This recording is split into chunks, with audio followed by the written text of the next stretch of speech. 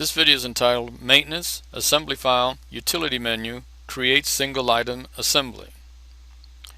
Another one of the more useful utilities in the assembly file is the Create Single Item Assembly. This utility is used to generate a group of assemblies using a group of parts from the parts file. Many times a user will import a series of parts into the parts file from an electronic catalog and then need to create assemblies that will include these parts. This utility was created exactly for that reason. When the utility is launched, it will display a form similar to the copy assembly utility.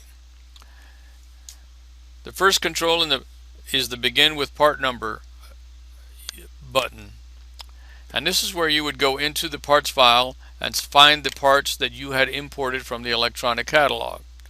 So let's just imagine that these three, the wire here at the top of this list, this THW copper solid, was what I just imported from an electronic catalog.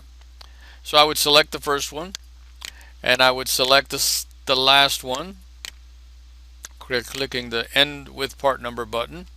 Again, I would select an assembly number, so I could go in and put in 10,000 again, and I could increment this assembly by the group, same way I could do for the copy range of assemblies utility.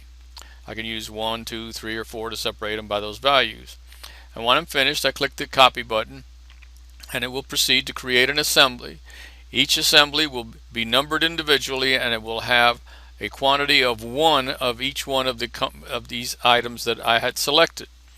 Then I could go back in and I could add additional parts to it to build that assembly up to what I really wanted to do it.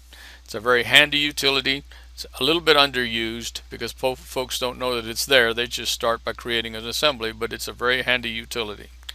This concludes the Maintenance Assembly File Utility Menu Create Single Item Assembly video.